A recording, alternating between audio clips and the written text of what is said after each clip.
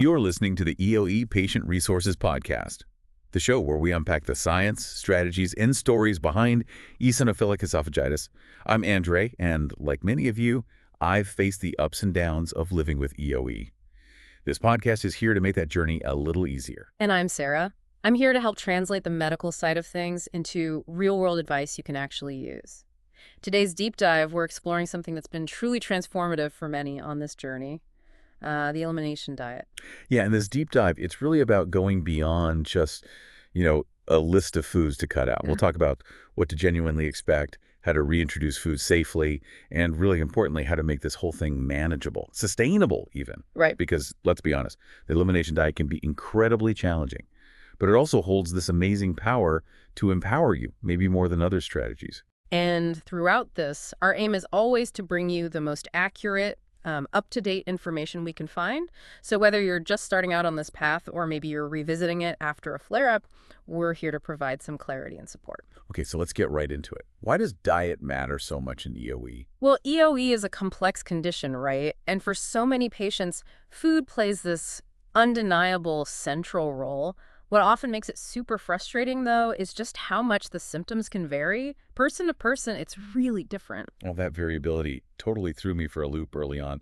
I remember thinking, but wait, I don't get hives. This isn't like a normal food allergy. It was really hard to wrap my head around the idea that, everyday foods could be causing this chronic inflammation silently. Exactly. With EoE, it's generally not about that immediate IgE-mediated allergy people often think of.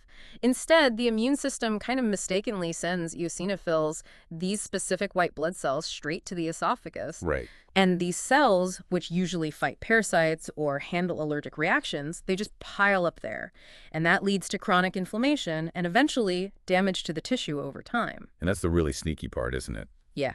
The damage doesn't happen overnight. No. It's this slow buildup, which means those early symptoms may be just some heartburn or food feeling like it's sticking, needing water constantly with meals.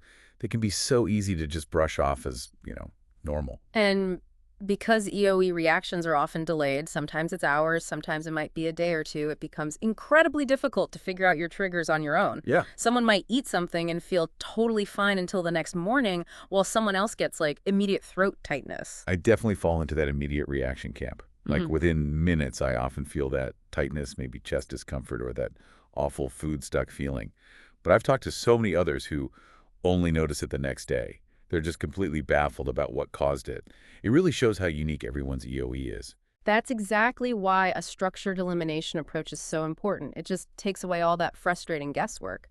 If you only rely on symptoms to find triggers, you're almost guaranteed to miss some, or worse, you might end up blaming a food that's actually safe for you. And it's so disheartening when you see people give up on diet therapy completely, right? They think, oh, it didn't work for me. But the reality might just be they hadn't found all their specific triggers yet. Is that something you see often? Oh, absolutely. A really common challenge. I often have to emphasize that EoE damage isn't usually from just one meal.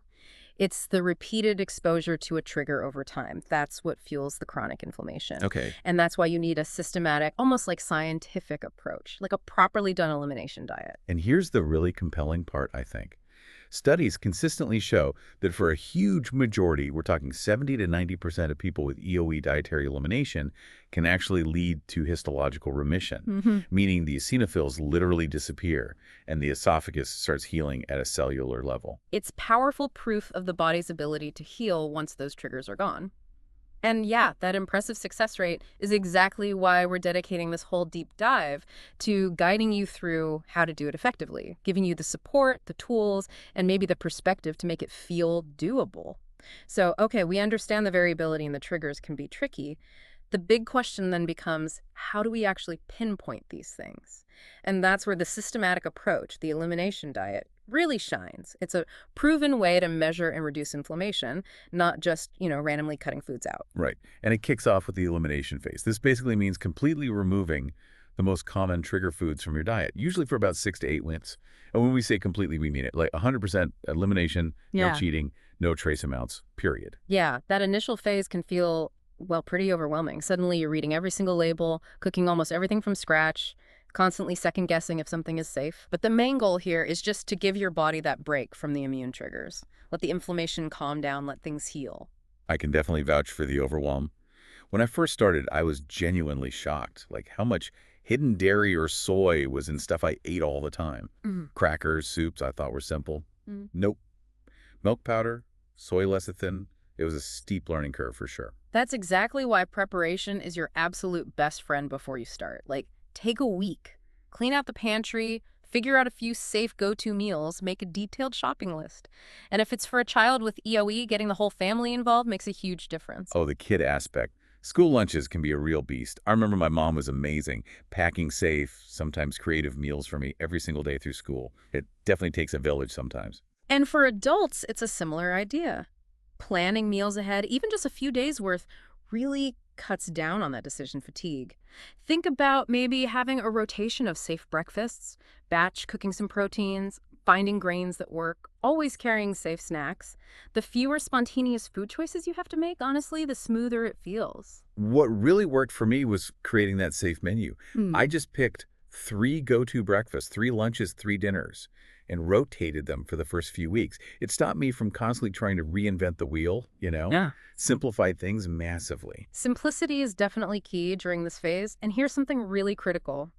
Even if your symptoms start getting better early, maybe week 3 or 4, don't stop the elimination early, please. Healing is happening under the surface, and we really need that follow-up endoscopy to confirm it at the tissue level. Exactly. You just can't feel eosinophils. You can't know if your esophagus is truly healing just based on symptoms. You might feel way better, but unless your doctor does that scope and sees the tissues clear, you're not quite there yet. So after the typical 6 to 8 weeks, the next step is usually that follow-up scope. If the results look good, that's fantastic news. It strongly suggests your triggers were among the foods you cut out. And that's when the next phase, reintroduction, can begin. Okay, so once you've got the hang of the elimination part, and maybe you've even reached that initial remission confirmed by a scope, the next big question is often, okay, which type of elimination diet should I actually do? Because, not everyone starts in the same place, and that is completely okay. Right. There can be this pressure sometimes, I think, to go for perfection right away, like the full 6-food elimination. But the truth is there are several evidence-based ways to approach this. The most comprehensive one, yeah, is the 6-food elimination diet, often called SFE. The SFE systematically removes the top 6 most common triggers. That's milk, wheat, eggs, soy, nuts, and seafood.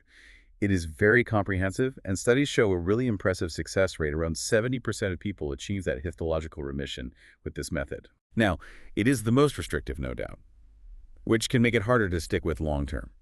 But maybe for someone with really severe symptoms, or maybe for a child whose growth is affected, finding those triggers fast is critical. So the 6-food plan can be the most efficient way to figure things out. Then there's a slightly less restrictive but still very effective option, the 4-food diet. This one eliminates milk, wheat, eggs, and soy.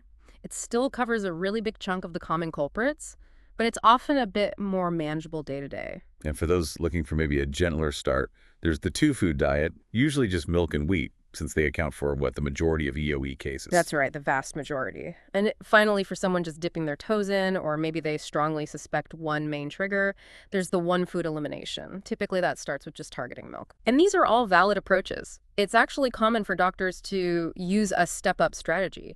You might start with 1 or 2 foods, and only go up to 4 or 6 if you don't see the improvement you need. It's about finding what works for you. The actual choice of which diet really depends on your specific situation, like your age, how severe your symptoms are, if you have other allergies, even how much support you have at home. All these things play a role in picking a path you can stick with. One thing that genuinely surprised me was just how emotional that decision felt. It wasn't just about giving up foods. It felt like giving up routines, family recipes, eating out spontaneously with friends. That's such a real and often overlooked part of this. Food is so deeply tied to our culture, our social lives, our emotions. Trying to navigate this during holidays, birthdays, family get-togethers, it can be really tough. Oh, yeah. Holidays were tricky at first. I learned pretty fast that just bringing my own safe plate of food was the simplest way. But here's the hopeful part.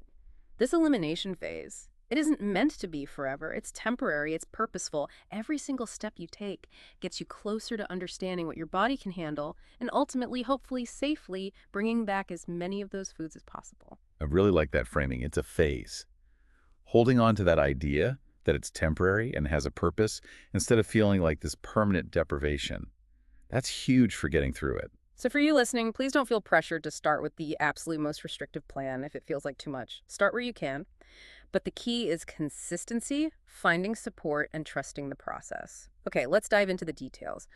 What exactly are we cutting out in that 6-food diet, and why these specific foods? Why are they such common EoE triggers? Right. So the big six are milk, wheat, eggs, soy, nuts, and seafood. And it's important to get this. It's not just about typical allergies. These foods have specific proteins that, for some reason in EoE, provoke that immune response in the esophagus, even if you don't have like the classic immediate allergic reaction. Let's start with milk and dairy. This is by far the most common trigger we see in EoE. And this means all cows' milk products, cheese, yogurt, butter, cream, sour cream, milk chocolate, ice cream, all of it. And the hidden milk. It's honestly everywhere. I learned that the hard way. Bread, crackers, lots of cereal, snack bars, even some deli meats. And a big one, don't assume plant-based automatically means dairy-free. I've seen milk powder added to plant-based stuff for texture. You really do become a label detective. Spot on. And people often ask about things like goat's milk or A2 milk. While they might feel different, they still contain casein or similar proteins that can cause issues in EoE. I think you mentioned trying goat milk for a bit. I did. I honestly thought it was helping slightly, which gave me this false hope. But then my follow-ups go, yeah, the inflammation was definitely still there. That was the proof I needed. Cut it out completely. Okay, next up, wheat. Beyond the obvious stuff like bread, pasta, baked goods, it can hide in places like soy sauce, some seasonings, even ice cream cones sometimes. And here's a super important point. Gluten-free does not automatically mean wheat-free. Some gluten-free things use meat starch. So you have to check the label specifically for wheat, not just gluten. Then there's eggs. Obvious sources are scrambled eggs, mayo, most baked things.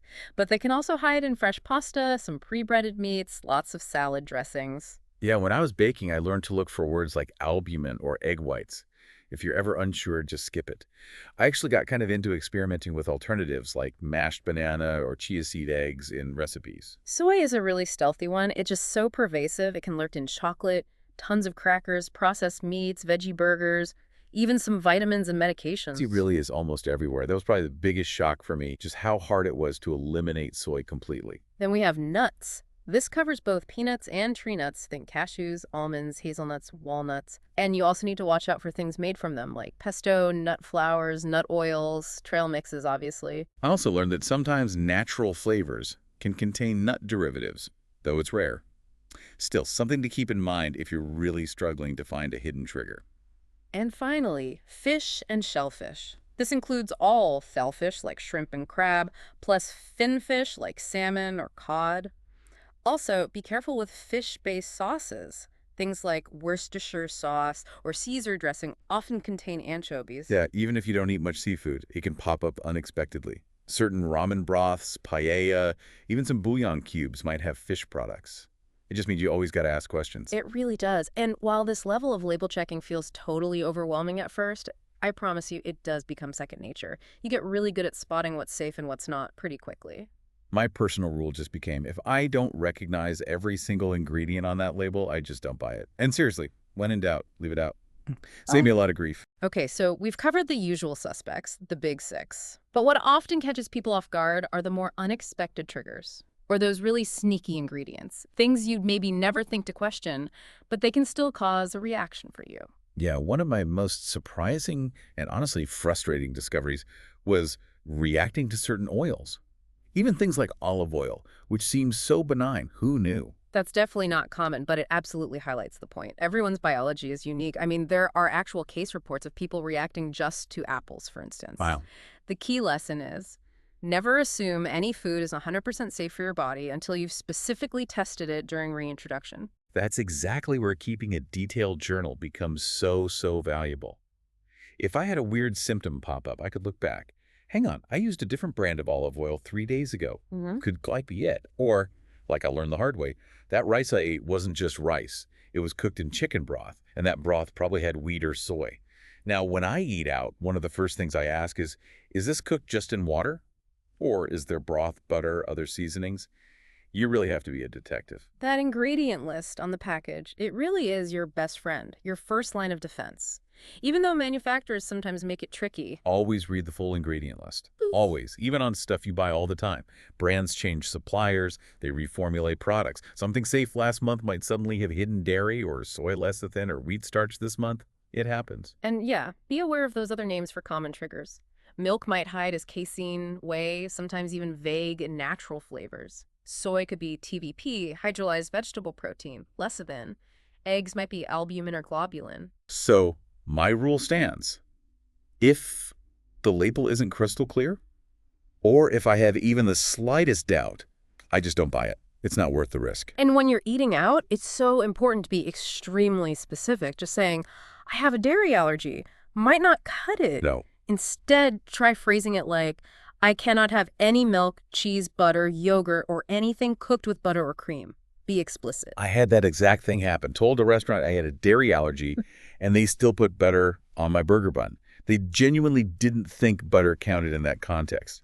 So now I say no dairy, and that means absolutely no milk, no butter, no cheese, nothing made with milk at all. I get sick. Yeah. It gets the point across much better. Okay, let's talk about the inevitable slip-up. What happens if you accidentally eat a trigger food? What's the plan? Okay, first, and this is key, try not to panic. EoE usually doesn't cause anaphylaxis, so it's typically not that kind of immediate, life-threatening emergency.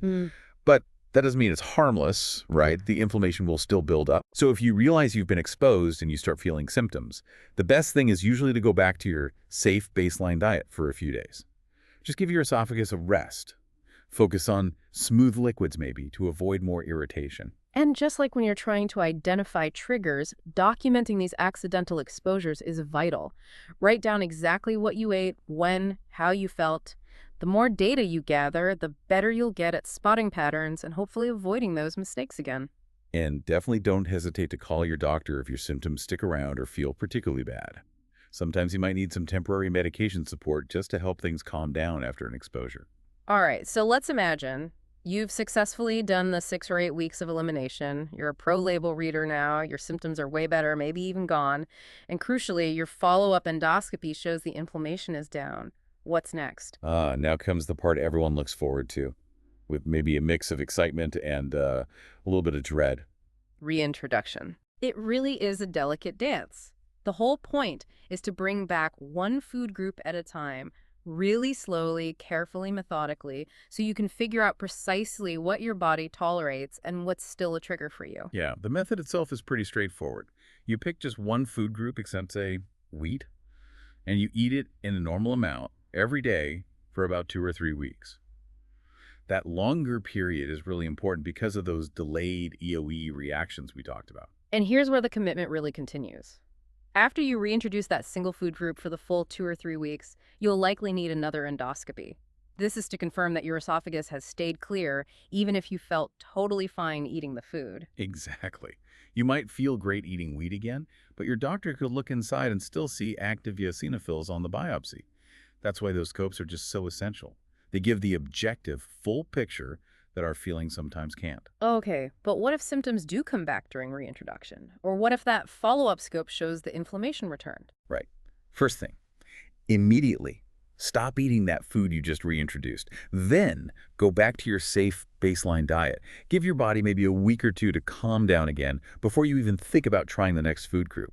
I remember reintroducing soy within 4 days. Bam.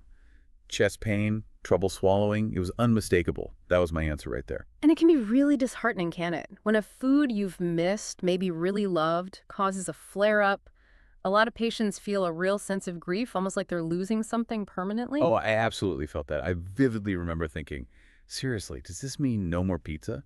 Ever? No birthday cake? It hits you emotionally, not just physically. But here's where we try to offer a hopeful perspective.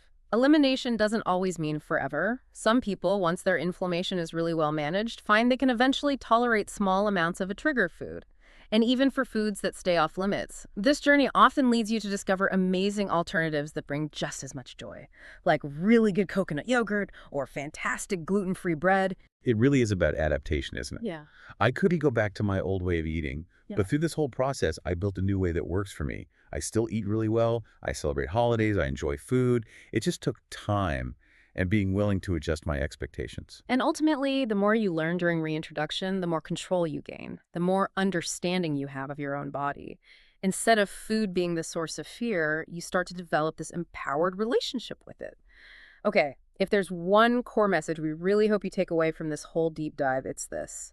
You absolutely do not have to do this alone. Exactly. The elimination diet really isn't some DIY project you should try to tackle in isolation. You get the best results, honestly, when you have a good healthcare team guiding you, supporting you, helping you avoid those common mistakes. Let's break down who's usually on that team. First, your gastroenterologist, your GI doctor, they're really the front line. They diagnose the EoE, they track your healing, they order those crucial endoscopies to see what's happening inside. They typically lead your overall plan. And for me, my GI was the one who gave me real hope.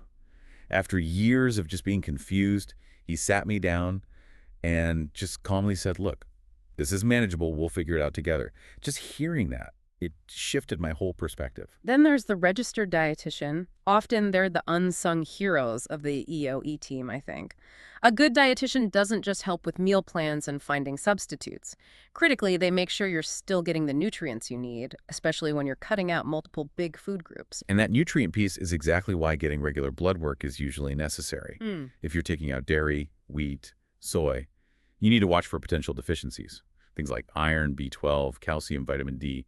Your dietitian helps manage that. Some hospitals now have dedicated EoE specialty clinics, which is fantastic. Places where the GI, an allergist, and the dietitian all work together as one coordinated team.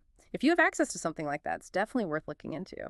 And if you don't have a specialty clinic nearby, then it's kind of up to you to build your own team. Encourage your doctor and dietitian to talk to each other. Keep really good records yourself, what you eat, how you feel, and bring those notes to every appointment. You have to be an active part of your own care. Okay, so we've talked about the science, the process, the team. Now let's shift into the practical stuff. The day-to-day strategies that actually make this elimination diet feel sustainable in real life. Yeah, this is my favorite part because it's where it starts to feel, doable. It's less about perfection and more about being prepared, being realistic, and honestly just being kind to yourself through it all. Okay, strategy 1, build your safe food base. Think of it like your food survival kit. Just figure out 3 or 4 go-to ideas for breakfast, lunch, and dinner, things you know are safe, things you actually like eating, and then just rotate them. This helps so much with decision fatigue. You really don't want to be standing there exhausted every night trying to invent a brand new safe meal from scratch. Totally. For me, it was a lot of grilled beef with rice and roasted veggies, or oatmeal made with coconut milk and blueberries. I ate those meals a lot, but I didn't mind because they were safe, they were satisfying, and they were easy. Okay, another big one. Travel. This can be a major stressor during elimination. Road trips, flights, even just going to visit family for a weekend. Oh yeah. Planning ahead is everything here. Pack a cooler with your own meals, your safe snacks. If you think you might eat out, maybe carry a laminated allergy card that clearly lists what you need to avoid. And if you can swing it, booking a hotel room with a kitchenette or choosing an Airbnb can be a game changer. Being able to prepare some of your own food just takes away so much of the risk and stress. All right, this next one took me a while to get comfortable with. Social events and holidays. My first few holidays on the diet felt, well, pretty awkward.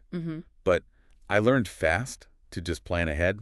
I'd always bring my own plate of food, and I'd tell the host beforehand just casually, hey, please don't worry about me. I'm bringing my own stuff to stay safe and healthy. And, sometimes bringing enough to share can be great. It lets other people try your safe recipes and see that, hey, this food is actually delicious and normal. I've had so many people be genuinely surprised, like, wait, this pie is dairy-free, after trying my coconut pumpkin pie. It's a good way to kind of normalize it for everyone. Okay, this next strategy is absolutely non-negotiable. Track everything. Write down what you eat, when you eat it, how you feel afterwards. Use a notebook, an app, a spreadsheet, whatever system works for you. It might feel like a chore at first, but trust me, when you start seeing patterns, it becomes priceless. That's literally how I figured out that olive oil, which is fine for most people, was a trigger for me. The journal showed the connection. And finally, let's touch on mindset, because the elimination diet can really take a mental and emotional toll. It's common to feel isolated sometimes or left out at parties, maybe even guilty if your family's changing routines because of you. I definitely had moments feeling like I was just too much work, but I had to keep reminding myself this isn't some fad diet I chose. This is a medical condition, and taking care of my health isn't being difficult. It's basic self-respect. Yeah. I often suggest patients actually write down their why. Why are you doing this whole thing? Is it to feel better, to avoid needing medication, to have energy for your kids? Write it down, stick it on the fridge, look at it when things feel hard. And celebrate the small wins. Seriously. Yeah. A day without symptoms, a new recipe you actually liked, a successful reintroduction of a food. Those little victories deserve to be acknowledged. They keep you going. So to everyone listening right now, we really get it. The elimination diet can feel like this huge, overwhelming mountain to climb. It asks a lot, but it truly can give so much back in terms of feeling better and understanding your body. You might get frustrated. You might feel alone sometimes. But please, please know you are not alone. Thousands of people are walking this same path, figuring it out one meal, one day at a time. And remember this, you don't need to be perfect to make real progress. That's such an important point. It's not about perfection. It's about consistency, getting support, and having real compassion for yourself through the ups and downs. So if you're listening and you're maybe in week 1, or you're just planning to start tomorrow, know that we are absolutely cheering you on. You've already done the hardest part, honestly, which is just deciding to take action. So talk to your doctor. Work closely with a registered dietitian if you can. Don't be afraid to ask for help from family and friends. And just keep going. Because waiting on the other side of this process, this purposeful phase, is something really powerful. It's a life where food doesn't control you anymore, where you can eat safely, confidently, and where your body can finally get the rest and the healing it really needs. That's it for episode 2 of the EoE Resource Podcast. I'm Sarah. And I'm Andrei. Thanks for spending this time with us. Until next time, stay safe, stay strong, and remember, you can thrive with EoE.